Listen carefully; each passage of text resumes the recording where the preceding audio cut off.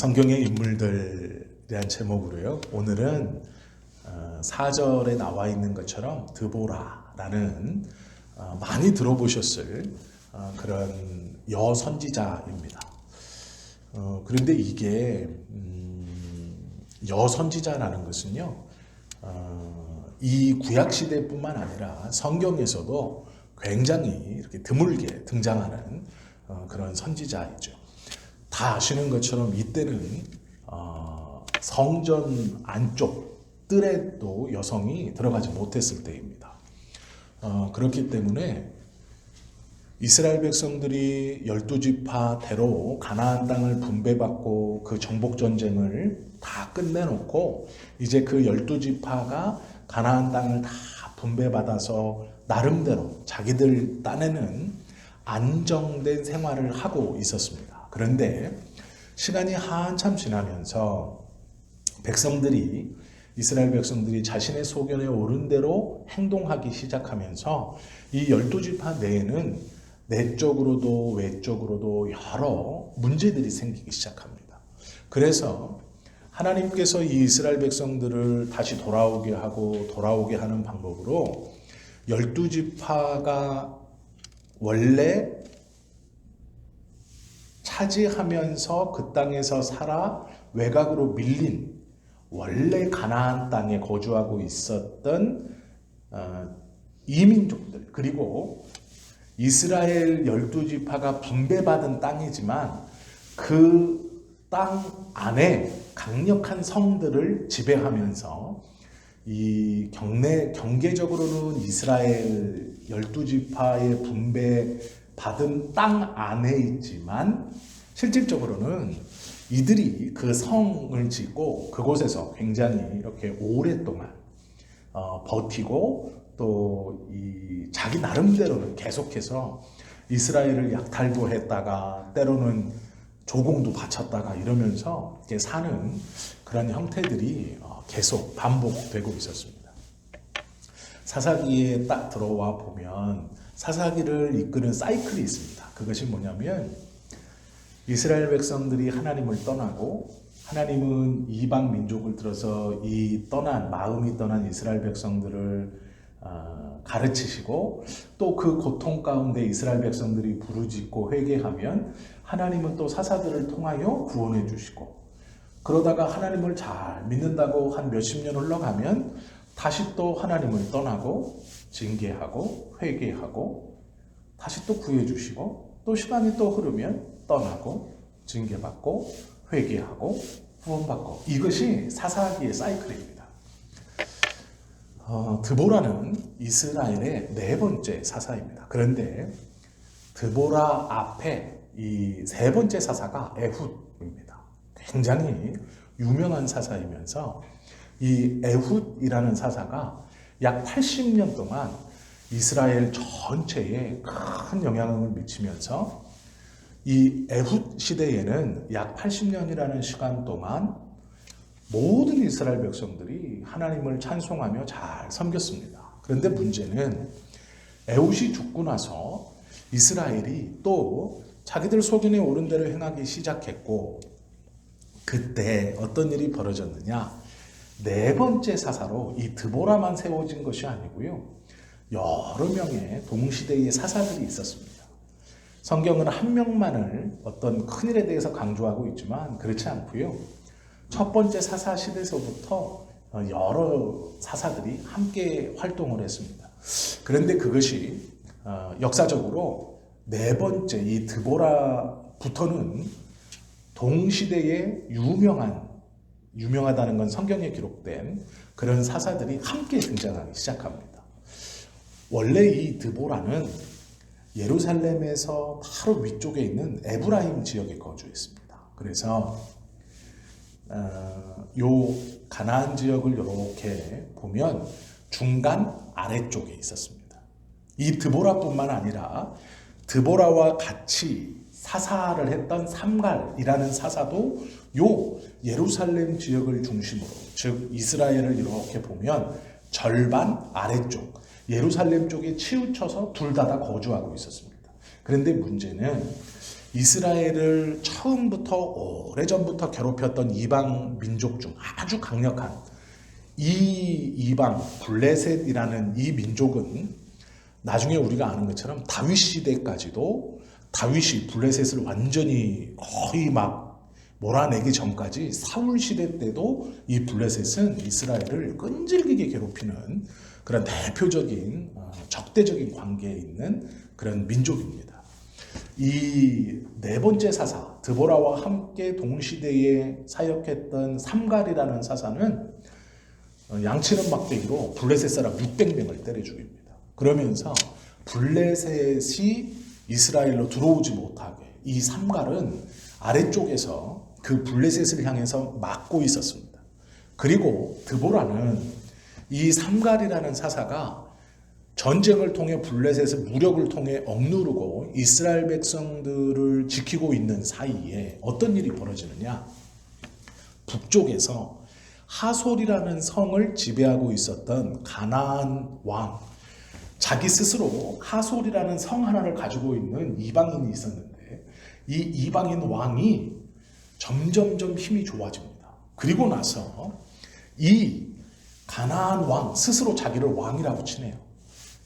가나안 지역 북쪽에 있는 하솔이라는 지역을 다스리는 우리로 말하면 면장 정도 되는 사람인데 이 사람이 점점 힘을 키우더니 나중에는 스스로를 가나안 왕이라고 칭합니다. 가나안은 이 땅 전체거든요.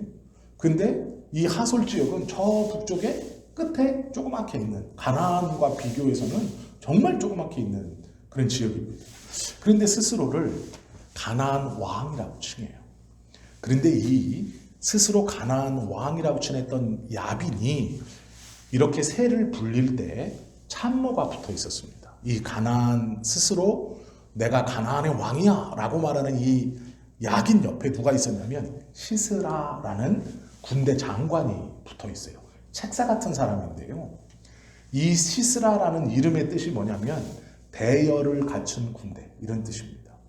이게 무슨 말이냐면 전쟁을 굉장히 능하게 했다라는 뜻입니다.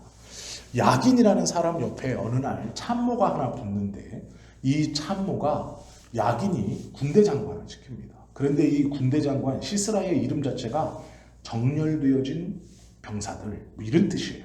그러니까 전쟁에 굉장히 탁월한 사람이 하나 어느 날 참모로 붙습니다. 그리고 나서 이 야긴의 세력이 급속도로 커져요. 이렇게 급속도로 커진 이 야긴이라는 세력이 자신을 스스로 가나안 왕이라고 칭하고 요 야긴이 납달리가 분배받은 그 땅 경내 안에 있었습니다. 이 하솔이라는 지역이 북쪽에 납달리 땅 안에 들어와 있었어요. 그런데 요 하솔 가나안 왕 야긴이 시스라라는 참모를 맞이하드리고 얘를 군대 장관 삼으면서 세력이 좋아지고 자기를 가나안 왕이다라고 칭하면서 이 납달리를 괴롭히는 겁니다.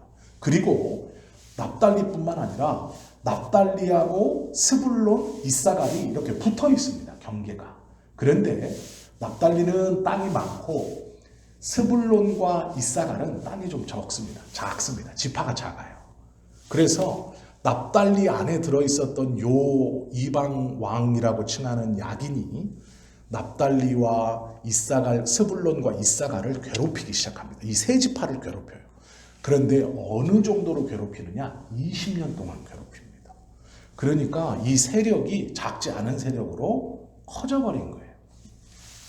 납달리라는 그 지파의 땅 안에 하솔이라는 도시를 점령하면서 다스렸던 이 야긴이 시스라라는 군대 장관을 하나 탁 맞이하면서 세력이 커져서 요 세 지파를 갉아먹기 시작해요. 그런데 20년 동안 갉아먹습니다. 요 하솔이라는 도시는 큰 도시도 아닙니다. 근데 문제는 뭐냐면 요 납달리와 스불론과 이사갈이 힘을 못 써요. 이 하솔이라는 이 가나안 왕이라고 스스로 칭하는 이 사람한테 약탈도 당하고 뻔뻔히 패합니다. 전쟁을 하면. 20년 동안 억눌려 있다가 이 사람들이 누구를 찾아오냐? 남쪽으로 내려와서 누구를 찾아오냐면 드보라를 찾아옵니다. 왜 그러냐면 삼갈이라는 선지자는 블레셋과의 전쟁으로 아주 이스라엘 가나안으로 따지면 블레셋 국경 지역에 아주 붙어 있어요. 딱.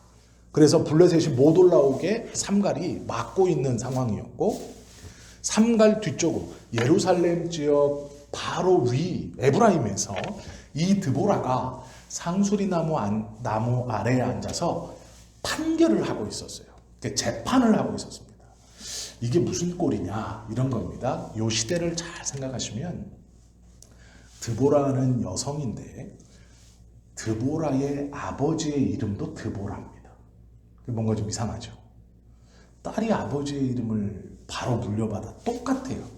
드보라의 딸 드보라입니다. 드보라는 벌이라는 뜻이거든요. 날아다니는 벌, 앵거리는 벌이라는 뜻입니다. 그런데 드보라의 아버지의 이름이 드보라예요. 그런데 그 딸의 이름도 드보라예요. 그런데 희한하게 그 시대에 맞지 않게 이 딸이 재판도 하고 있어요. 여성이. 이거는 뭔가 그 집안에 여러 일이 있는 상황이다라는 걸 충분히 짐작해 볼 수 있죠. 드보라를 설명하면서 남편의 이름을 써놓고 있습니다. 성경은요, 랍비돗이라고 써놓는데 이 랍비돗이라는 말은 횃불이라는 뜻입니다. 드보라는 벌이라는 뜻이고 랍비돗은 횃불이라는 뜻이에요. 이게 우리말로 풀면 횃불의 아내인 벌 이런 뜻이거든요. 드보라가 아버지의 이름을 그대로 물려받았다라는 건 어떤 의미냐면 아버지가 갑작스럽게 죽었고 드보라가 그 아버지의 이름과 직위를 물려받았다는 의미입니다. 그러니까 여성이 재판을 할 수가 없는데 어떠한 불의한 일이 있는지는 모르겠지만 이 아버지가 갑자기 돌아가신 거예요. 그래서 그 집안에서 하던 그 일을 딸이 유일한 이 딸이 그 아버지의 이름과 그 하던 일을 물려받은 거예요. 그래서 재판을 하고 있었습니다. 그런데 단순히 아버지처럼 재판만 하던 여자는 아니었던 것 같습니다. 왜 그러냐면 성경에 보면 이 드보라가 랍비돗의 아내라고만 설명되어 있지 않고 사사라고 명명을 받습니다. 그러니까 아버지는 재판장이었어요. 그 주변 일대, 에브라임 산지에서 그 주변 일대를 재판하는 명망 있는 사람이었어요. 지혜도 있었고 지식도 있었고 하나님의 말씀과 율법을 잘 아는 사람이었던 것 같아요. 그런데 어느 날 어떤 일이 있는지 모르지만 이 아버지가 갑자기 죽게 되고 딸이 그 집안에서 유일한 상속자였던 딸이 그 이름과 그 직을 물려받고 재판을 합니다. 그런데 단순히 그냥 이 집안에 너밖에 없으니까 네가 물려받아라 이렇게 될 수 없어요. 왜 그러냐면 이스라엘은 형사 취수제라는 게 있습니다. 이게 무엇이냐면 형제들 중에 자녀 없이 형이 죽거나 동생이 죽으면 그 형제들이 그 형제의 부인을 취해서 아들을 낳을 때까지 계속 관계를 하는 거예요. 근데 문제는 이 드보라 같은 경우는 그런 일을 겪지 않고 여성임에도 아버지의 이름을 받았어요. 그리고 재판하는 일을 해요. 이건 이 여성이 좀 특이하다는 뜻이에요. 다른 여성들과는 달라요. 그럼 뭐가 다르냐? 성경에서 우리가 그것을 짐작해 볼 수 있는데요. 5절 보시면 이렇게 말하고 있어요. 그는 에브라임 산지 라마와 베델 사이 드보라의 종려나무 아래에 거주하였고 이스라엘 자손은 그에게 나아가 재판을 받더라. 종려나무는 위로 쭉 뻗어 있는 나무입니다. 큰 나무예요. 그래서 멀리서도 저 나무를 찾아올 수 있어요. 그런데 종려나무에 이름이 붙어져 있어요. 뭐라고 붙어 있어요? 드보라의 종려나무. 이렇게 붙어져 있어요. 종려나무라는 것은 크고 그늘을 넓게 펼쳐주는 나무이기 때문에 사람들이 그곳에서 자주 모여서 이야기도 하고 마을 회의도 하고 사람들이 자주 많이 모이는 그런 장소로 잘 사용이 돼요. 그런데 그렇게 모이던 장소의 이름이 뭐였냐면 드보라의 종려나무예요. 그러니까 이 여성이 범상치 않은 여자입니다. 그러면 무엇이 범상치 않느냐? 6절 보세요. 드보라가 사람을 보내어 아비노함의 아들 바락을 납달리 게데스에서 불러다가, 드보라는요 지금 어디 있는 거냐면 이스라엘 지도를 좀 머릿속으로 생각하셔야 되는데요, 그냥 달걀처럼 생각하시고 가운데를 뚝 잘라서 가운데의 예루살렘이라고 생각하시고요, 지금 이 드보라는 가운데 있는 거예요. 삼갈은 블레셋처럼 조금 아래에 있는 거고, 드보라가 요 달걀처럼 생긴데 가운데 부분에 위치하고 있는 거예요, 에브라임이. 그런데 납달리는 어디냐? 저 북쪽이에요. 북쪽입니다, 납달리. 근데 그 납달리가 아까 누가 들어가 있는 지역이라고 그랬어요? 하솔, 가나안 왕 야긴이 이 납달리 지역에 들어가 있는 사람이에요. 그런데 그 지역 안에 하솔이라는 성에서 시스라라는 군대 장관하고 힘을 키워서 20년 동안 납달리, 스불론, 이사가를 억누르고 있었어요. 노예처럼 부리고 있었어요. 막 압착하고 이렇게. 이 성경에서 사용되어진 이 압박하다, 약탈하다가 어떤 뜻이냐면요, 포도를 포도주 틀에 넣고 포도주를 빼기 위해서 계속 누르는 거 있잖아요. 그런 의미예요. 그러니까 이 가나안 왕이라고 스스로 칭한 이 야긴이 어떤 짓을 하냐면 블레셋, 납달리, 스불론, 이사갈 요 세 지파를 포도주 틀에 넣고 진을 빼고 있는 상태예요. 막 야 너희 내가 다 뽑아 먹을 거야 하고 쫙 누르는 상태. 그 상태에 빠져 있었던 시대거든요. 20년 동안. 그런데 아래쪽 남쪽에 있던 드보라가 어느 날 북쪽 납달리의 사람을 보내서 납달리에서 한 사람을 내려오라 그래요. 그게 누구냐면 발락입니다. 발락이라는 남자를 불러내려요. 야, 너 가서 발락을 데리고 와라. 그리고 발락이 옵니다. 왔더니 이 드보라가 뭐라 그러느냐? 7절 보세요. 6절 보시면 드보라가 사람을 보내요 아비노함의 아들 바락을 납달리 게데스에서 불러다가 그에게 이르되 이스라엘의 하나님 여호와께서 이같이 명령하지 아니하셨느냐. 하나님이 말씀을 하셨는데 뭐라고? 명령을 하셨어요. 그런데 누구 보고 했냐면 드보라 보고 했어요. 이 드보라가 발락을 불러다가 저 납달리에서 북쪽에 있는 남자를 불러다가 뭐라고 명령하냐면 하나님이 이같이 명령했다라고 하면서 이 발락 보고 이야기합니다. 무슨 이야기를 하느냐? 너는 납달리 자손과 스불론 자손 10,000명을 거느리고 다볼산으로 가라. 납달리 아내 하솔 그리고 스불론 이사갈 요 세 지파가 압제받고 있는데 요 네가 속한 납달리하고 스불론 지파에서 병사를 모아서 하솔 요 가나안 왕을 공격할 수 있는 산 거기로 가라 이렇게 말하는 거예요. 7절 내가 야빈의 군대 장관 시스라와 그의 병거들과 그의 무리를 기손강으로 이끌어 내게 이르게 하고 그를 내 손에 넘겨주리라 하셨느니라. 하나님께서 이제 그 가나안 왕을 이기게 해 주실 것인데 네가 적임자다. 발락 네가 납달리와 스불론에서 군사들을 데려다가 전쟁에서 그를 죽일 것이다. 이길 것이다. 이렇게 나에게 명령했다. 이렇게 말합니다. 바락이 그 이야기를 들어요. 8절 보세요. 바락이 그에게 이르되 만일 당신이 나와 함께 가면 내가 가려니와 만일 당신이 나와 함께 가지 아니하면 나도 가지 아니하겠노라. 같이 가십시다 라고 얘기하는 거예요. 그런데 이 드보라가 어디 있냐면 지금 남쪽 아래에 있어요. 그리고 납달리 이 전쟁터는 어디냐면 북쪽이에요. 지금으로 따지면 이게 가까운 길 같지만 전혀 가깝지 않은 거리입니다. 이스라엘을 반으로 딱 나눴을 때 가운데 아래쪽이 예루살렘인데 요게 있던 여성을 이 시대에 북쪽으로 끌고 올라가는 거예요. 같이 가자고 하는 거예요. 여성들은요 그 당시에 자기가 속한 지역을 벗어날 수 없었어요. 율법적으로 함부로 이동할 수 없었어요. 드보라가 갔다는 얘기는 누가 갔다는 얘기냐면 이 랍비돗이 같이 갔다는 얘기예요. 남편이. 이게 이제 이 시대의 한계인데요. 남편이 있는 여성이 혼자서 다른 지역, 이 지파를 넘어서 자기가 살던 동네를 넘어갈 수 없어요. 이건 율법적으로 불가능한 일입니다. 그러면 드보라가 갔다라는 얘기는 랍비돗이 같이 갔다는 얘기예요. 남편. 그래서 드보라를 이야기할 때 성경에서 랍비돗의 아내 이렇게 붙여놓은 거예요. 혼자 움직이지 않았습니다. 이게 요 시대의 한계라는 거예요.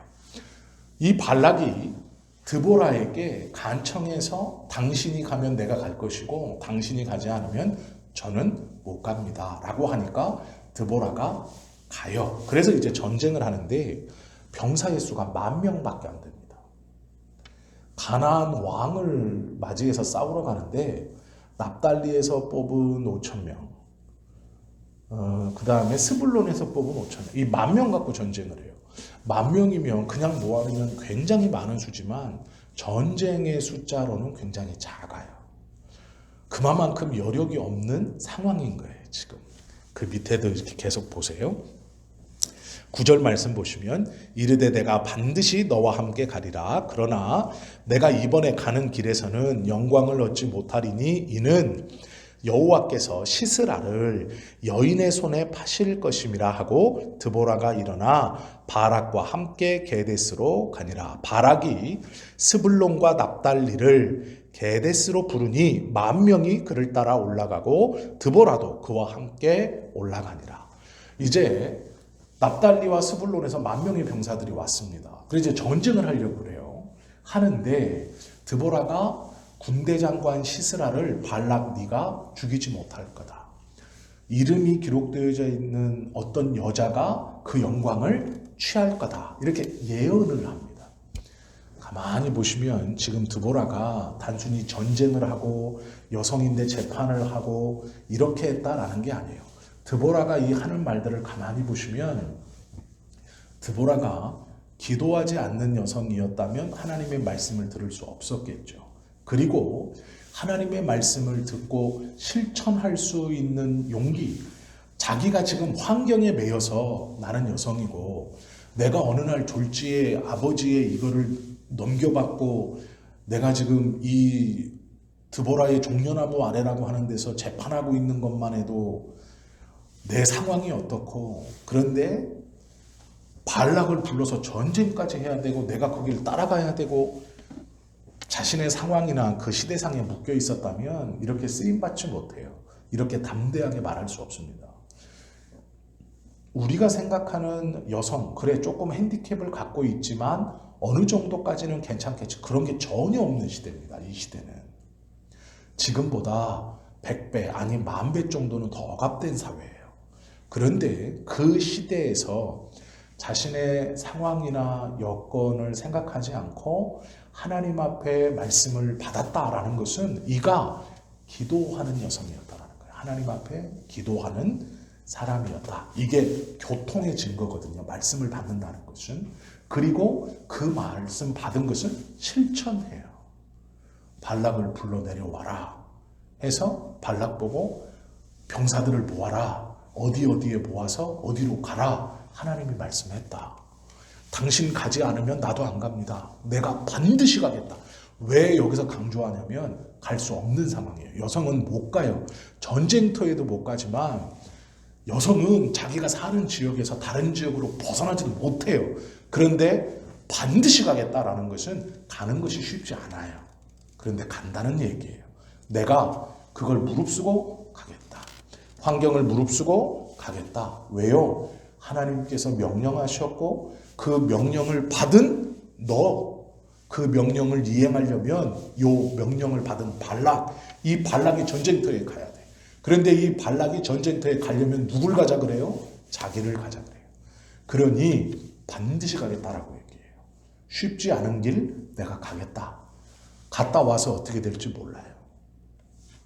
이 사회는 폐쇄적인 사회입니다. 그런데 반드시 가겠다 하고 같이 올라갑니다. 그리고 나서 전쟁이 벌어져요. 11절 보시면 모세의 장인 호밥의 자손 중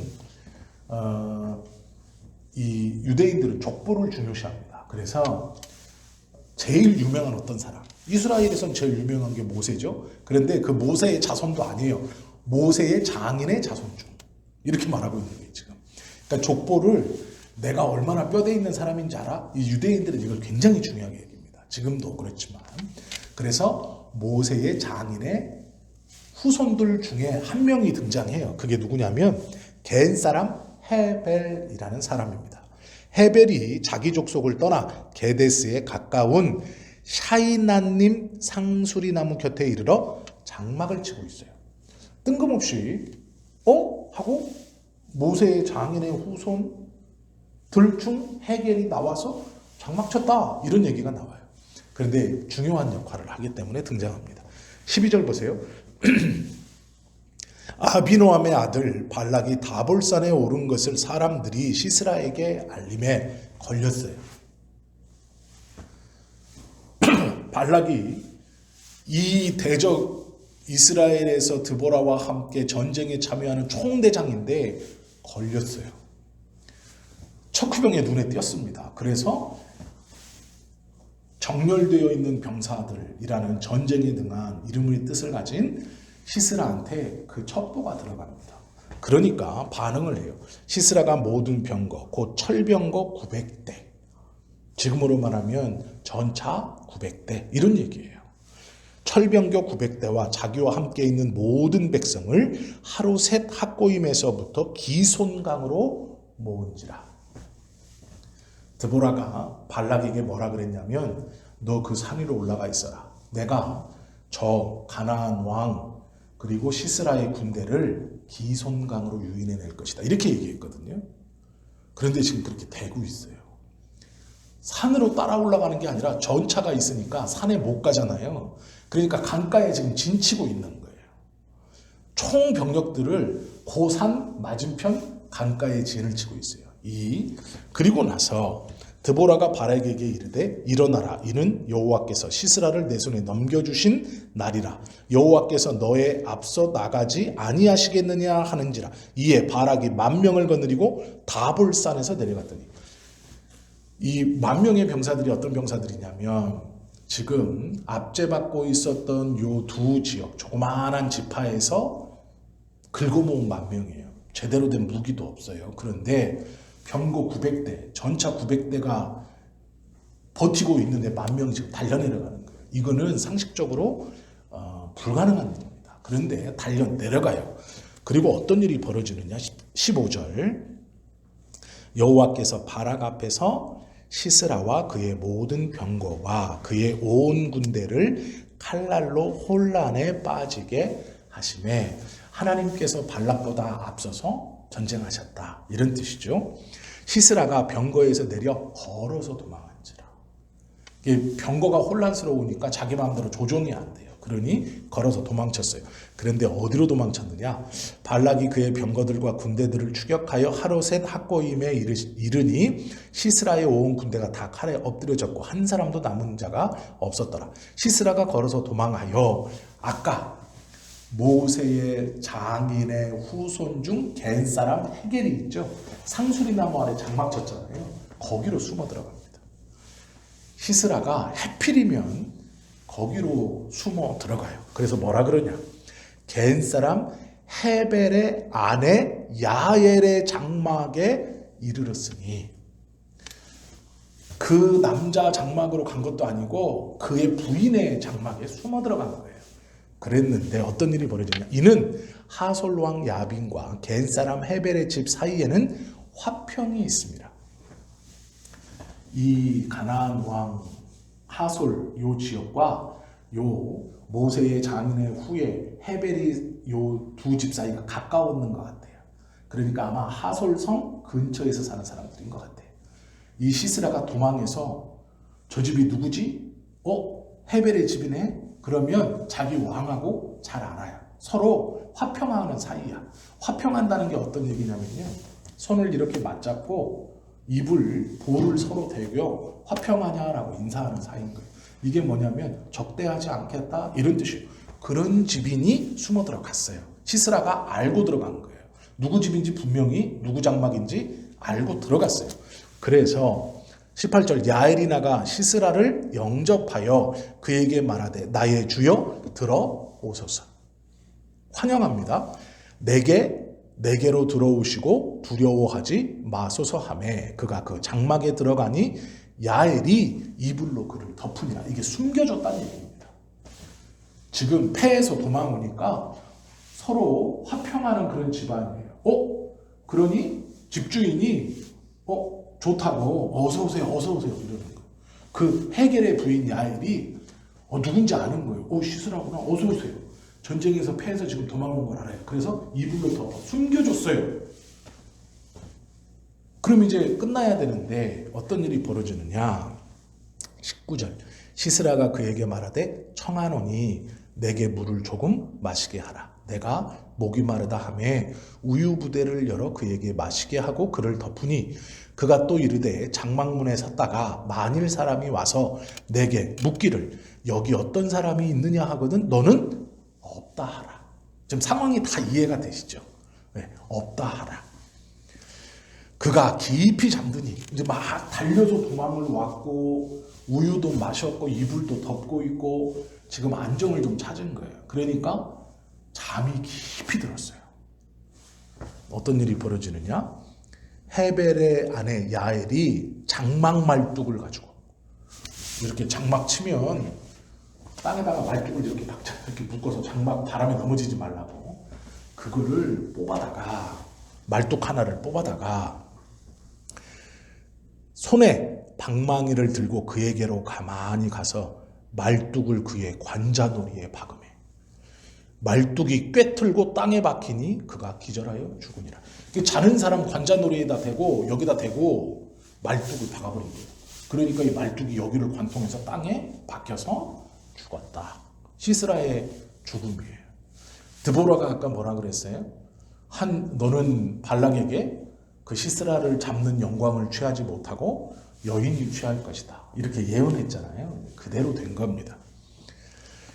22절 바락이 시스라를 추격할 때에 야엘이 나가서 그를 맞아 그에게 이르다 오라 내가 찾는 그 사람을 내게 보이리라 하매 바락이 그에게 들어가 보니 시스라가 엎드려져 죽었고 말뚝이 그의 관자놀이에 박혔더라. 이렇게 시스라가 죽습니다. 이와 같이 이날에 하나님이 가나안 왕 야빈을 이스라엘 자손 앞에 굴복하게 하신지라.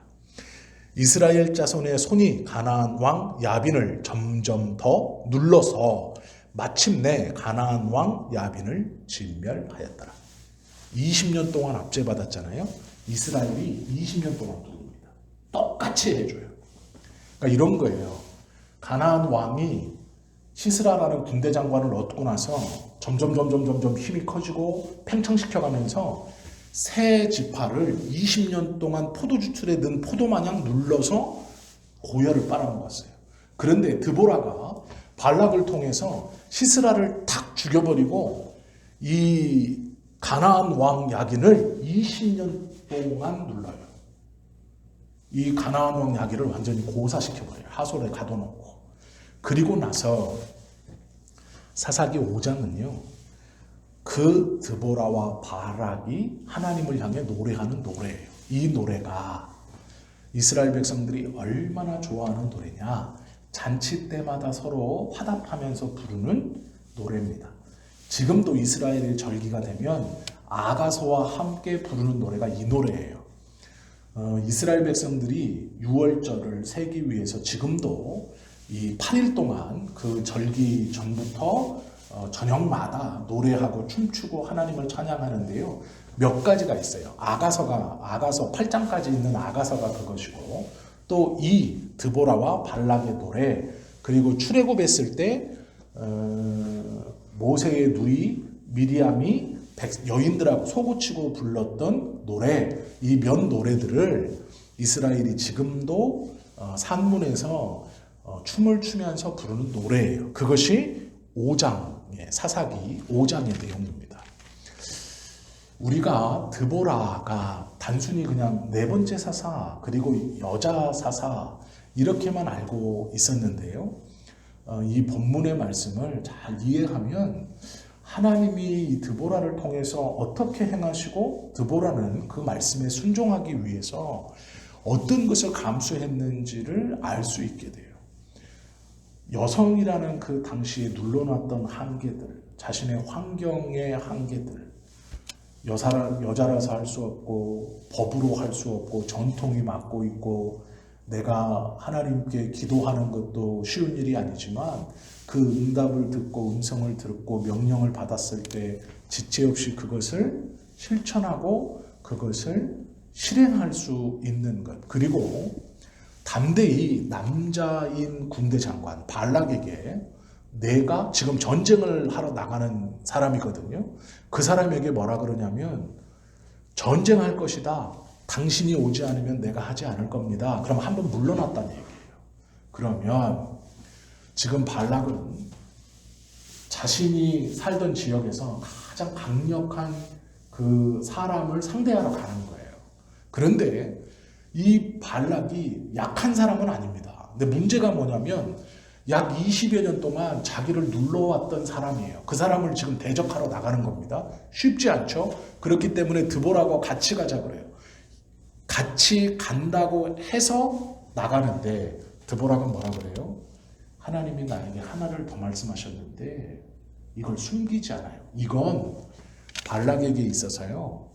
좀 머뭇거리고 멈칫거리게 되는 일일지도 몰라요. 그게 무엇이냐면 시스라를 죽이는 영광, 이 전쟁의 영광을 네가 아니라 히엘의 아내가 차지한다는 거예요. 그건 얘기 안 해도 되는 거거든요. 그런데 그 얘기를 합니다. 전쟁에 나가기로 내가 반드시 너와 함께 가겠다 하고 나가는 그 발락에게 얘기를 해요. 그런데 내가 하나 해줄 말이 있어. 시스라를 잡는 영광을 너는 갖지 못할 거야. 드보라라는 이 여자 선지자를 성경을 통해서 우리가 배우면서 꼭 알아야 되는 몇 가지가 있어요. 하나는 그가 기도하는 사람이었다라는 거예요. 기도한다는 건 교통한다는 얘기죠. 그리고 나서 하나님의 음성을 듣고 그는 환경적인 어려움, 선천적으로 자기가 타고났던 한계들, 이 모든 것들 앞서서 하나님의 말씀에 순종하는 것에 모든 것을 걸어요. 그리고 그것뿐만 아니라 하나님께 받은 말씀을 가감없이 이야기합니다. 우리가 발락을 통해서 전쟁을 해서 저 문제를 해결해야 돼요. 이것이 하나님의 뜻이에요. 이스라엘 새 부족을 해방시켜서 하나님을 다시 찬양하게 하는 역시 우리의 구원자는 하나님이시구나. 이 대의, 큰 대의를 발락이라는 사람을 통해 이루어야 돼요. 그러면 듣기 좋은 말만 해야죠. 하나님의 뜻을 이루어야 되니까. 우선 전쟁에 나가서 승리해야 되니까. 그를 물러서게 하거나 망설이게 하거나 돌아서게 하는 말을 안 하는 게 좋다고 우리는 생각하죠. 저도 그랬을 것 같아요. 그런데요, 드보라는 정확히 이야기합니다. 정직하게 이야기해요. 왜 그러냐면 드보라의 마음이 어떤 것을 통해서도 목적만 이루면 돼가 아니에요. 하나님의 뜻이 무엇인가를 정확히 얘기하는 거예요. 발라가 전쟁의 주인공은 너도 아니고 나도 아니야. 그러면 그 이름 없는 여자인가요? 여기 나와 있는 그 여성인가요? 아니죠. 내가 시스라를 잡는 영광을 갖지 못할 거다라는 말은 주인공은 우리들이 아니야라는 의미예요. 네가 앞서서 10,000명 데리고 전쟁하러 가고 내가 따라가지만 나도 아니고 너도 아니고 저 여자도 아니야. 그 어떤 여자도 아니야. 나는 의미예요. 전쟁의 주인공이 누구라는 말이에요. 그 말 속에는 하나님이라는 말이에요. 이것이 드보라가 가지고 있는 믿음이에요. 그렇기 때문에 행동할 수 있는 거예요.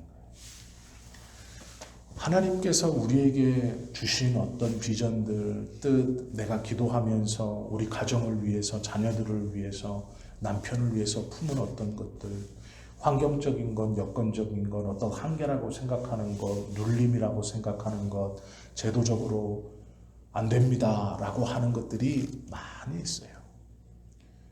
그러면 믿음 없다고 말씀드리는 게 아니에요. 더 더 오래, 더 진지하게 하나님 앞에 기도하고 그 음성이 분명 내게 확신으로 들 때까지, 거부할 수 없는 음성, 정말로 분명한 음성으로 들릴 때까지, 그때까지 먼저는 우리가 더 기도하고 더 많이 기도하고, 만약에 그것이 분명하다면 내 마음에 조금도 의심 없이 어떠한 뜻이 하나님께서 나에게 주신 뜻이다 라고 한다면, 방해하고 있는 여러 가지 것들, 내 힘으로는 이길 수 없는 이 시대의 한계, 여성이라는 한계를 드보라는 넘어요. 하나님의 말씀을 이루고 그 말씀에 순종하기 위해서. 그러나 수를 쓰지 않아요. 정확하게 해요. 정도를 걸어요. 자칫 발락이 마음을 돌릴지도 몰라요. 내가 죽도록 고생해봐야 내가 주인공이 아니야? 내가 목숨을 거는데 내가 아니야? 이럴지 몰라요. 그러나 그거 개의치 않아요. 우리가 하나님 앞에 말씀을 순종하고 하나님의 뜻을 이루는 데 있어서 우리를 방해하고 내 힘으로 어쩔 수 없다라고 생각하는 여러 장애물들, 방해거리들이 있어요. 내가 이렇게 태어난 것 같은데, 사회가 이런데, 제도가 이런데, 환경이 이런데, 여건이 이런데, 아니요. 그거 중요하지 않습니다.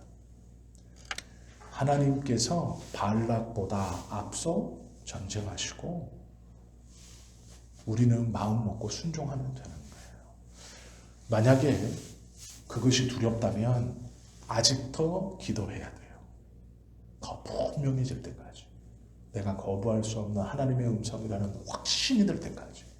그래서 그것에 순종하지 않고는 견딜 수 없을 때까지.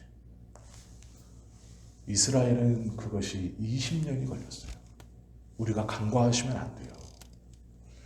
드보라를 통해 발락을 불러내어 전쟁하는 데까지요, 이 가나안 왕한테 압제당한 시간이 20년이야. 결코 짧지 않습니다. 하나님의 뜻을 이루는데 어제 받고 오늘 이룰 수 있다고 착각하시면 안 돼요. 어제 소명받고 오늘 이루러 당장 나가자 그러실 수 있지만 아니요. 그렇지 않아요. 대부분은 기도를 하고 마음을 먹고 또 현실과 부딪혀서 그걸 잊어버리고 두려움 때문에 물러서고 머뭇대고 하다가 말씀을 듣고 기도하는 중에 그것이 결국 선지자의 고백들처럼 내 마음에 불일 듯 일어 말하지 않고는 견딜 수 없는 그 상태가 되었을 때, 그때 그 믿음으로 한 걸음 한 걸음 걸어가는 거예요. 그때 주님의 뜻이, 하나님의 뜻이 우리의 삶에서 이루어질 겁니다. 이건 믿음이 없다, 믿음이 적다라고 말하시면 안 돼요. 우리 스스로 하나님 앞에 기도하고 은혜를 구하고 그 말씀을 충분히 내 영혼 가운데 풍성히 받아 내 마음의 확신 가운데 차서 거침없이 맡고 있는 모든 것들을 다 이겨내고 거침없이 한 걸음 한 걸음 갈 때 하나님의 뜻이 이루어질 거예요. 분명한 것은 그렇게 순종하면 하나님은 그보다 한 발 앞서서 그 문제들을 해결시켜 주시기 시작할 겁니다. 그럼에도 주인공은 우리가 아니에요. 이 전쟁의 주인공은요, 드보라도 아니고 발락도 아니고 이 여인도 아니에요. 왜 그러느냐? 오늘 집에 가셔서 사사기 5장을 한번 가만히 읽어보세요. 드보라와 발락이 찬송하는 것이 누구인가? 드보라도 아니고요, 발락도 아니에요. 승리케 하신 하나님을 찬송해요. 그것이 사사기 5장이에요. 그래서 사사기 5장은 이 사사기 4장의 이야기들을 잘 알고 읽어야 은혜가 됩니다. 아마 돌아가셔가지고 주무시기 전에 이 사사기 5장을 한번 가만히 읽어보세요. 그러면 드보라와 발락이 노래했던 하나님, 그 하나님이 나의 하나님이다 라는 것이 얼마나 큰 감사이고 기쁨인지 또 우리가 아시게 될 겁니다. 드보라와 같은 시대를 이기는, 환경을 뛰어넘는 그런 귀한 믿음, 그리고 하나님의 은혜를 경험하며 살아가는 우리 모두가 되실 수 있기를 예수님의 이름으로 축원합니다. 기도드립니다.